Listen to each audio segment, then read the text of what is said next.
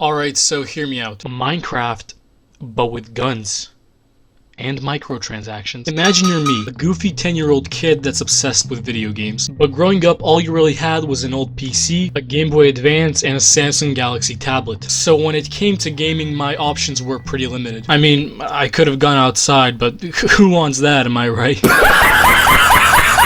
Whilst a lot of you guys grew up playing GTA 4 or 5, I grew up with San Andreas. And while some of you were busy grinding on Call of Duty, I was busy grinding on a little mobile game called Pixel Gun.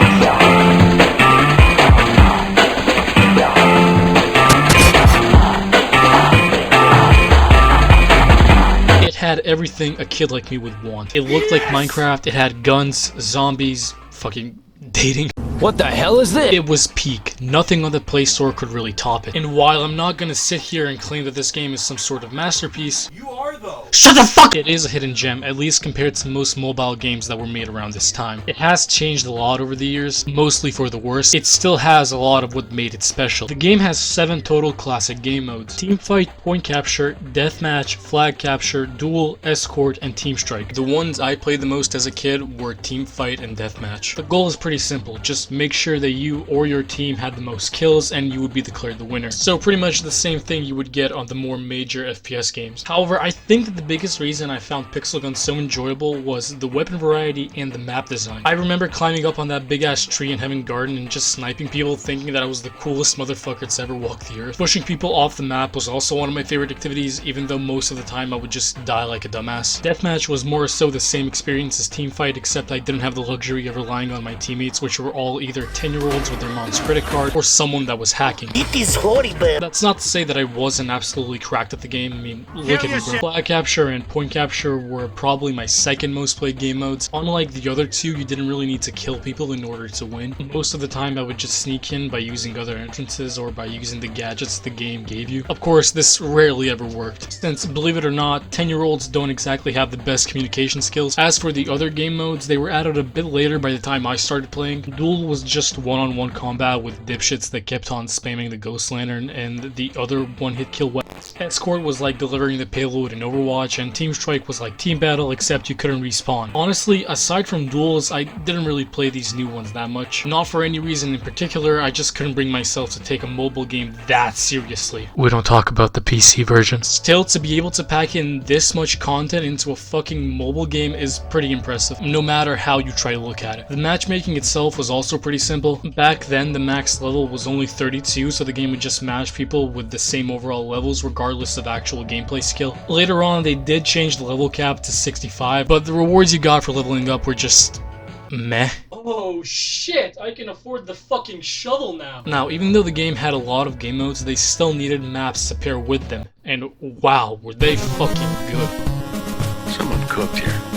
Like I said earlier, the map quality and weapon variety were my favorite parts about this game. In terms of quantity of maps, the game would always have at least 30 altogether, but the amount is constantly changing for various reasons. For example, they unironically have a map from Star Wars in the game, but I'm not entirely sure if they're allowed to use it, so sometimes it's there, sometimes it's not. Despite all this, I can say with confidence that all of the maps are extremely well made and detailed. Some of them do look slightly dated, but it's not very noticeable during gameplay. You have stuff like Heaven Garden, which is more or less just an open field with very high structures, to more closed spaces like the school, with each of these maps favoring different weapons and playstyles. And for all of you CSGO junkies out there, yes, they do have dust. And I know I sound like a broken record right now, but for a mobile game from the early 2010s, this is extremely impressive. That being said, however, a lot of the maps just don't have any people playing on them, which can be a bit irritating at times, but for the most part, you're almost always able to find a session with other players. Now, while they had a pretty decent multiplayer, the game also had its very own campaign. This is fucking cinema. Not a single game can compare to this level of storytelling. Arthur Morgan? More like Arthur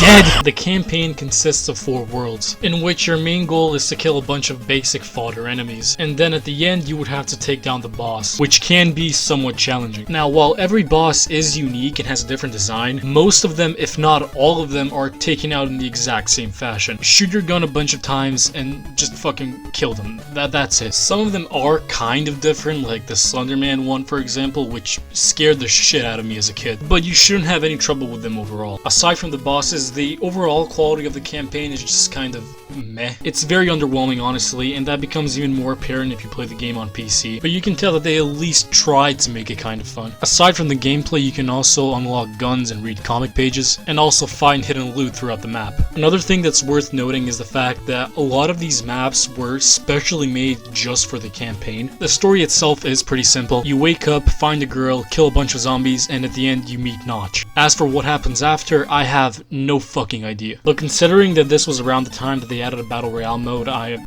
not sure I want to find out. And also a battle pass system! How much more betrayal can I take? However, without a doubt, the main thing that made this game so popular was the weapons. Flamethrowers, machine guns, laser weapons, fidget spinners, a fucking shovel. This is without a doubt the best part about this game to me, and also the worst. Since a lot of these weapons cost gems, which are way harder to obtain than coins are, it's way harder to obtain them in comparison to other lower grade weapons, and even harder to regularly upgrade them. Still, I'd say up until a certain point you can definitely make do with what you have at your disposal. You had 6 slots to pick from, meaning that you could very easily switch between each gun no matter how bad your playstyle was, which for people like me was great since I could easily switch between a heavy weapon and a sniper and just be a complete fucking dickhead. But as you can imagine, when you have this many guns in a game, balancing them becomes a bit of a problem. The biggest issue I remember was the ghost lantern, which would just one-tap you, and it was especially hard to deal with in smaller areas where you couldn't really dodge. The guns all had a unique design with different ammo capacities and functions. My personal favorite gun was the prototype. This thing used to be so fucking overpowered, and even now it's pretty useful. Being able to shoot through walls and one-tap your opponents was the coolest shit you could ever do in this game. Photon shotgun was probably my second favorite gun, even though it becomes really obsolete more down the line. Eventually they added this new thing called the anti-hero rifle, which I could never afford since I never really had any gems, but it was essentially the prototype, just slightly better in green. I'll have 2 number 9. Laser miniguns, elemental weapons, RPGs, anti-gravity weapons, fucking shovels. I cannot express enough how well made a lot of these weapons are. Aside from the guns, you could also use gadgets the game provides you with. These were fine and definitely a good addition, but honestly, I only ever used the shurikens and jetpack. Oh yeah, and also, loot boxes in a kid's game.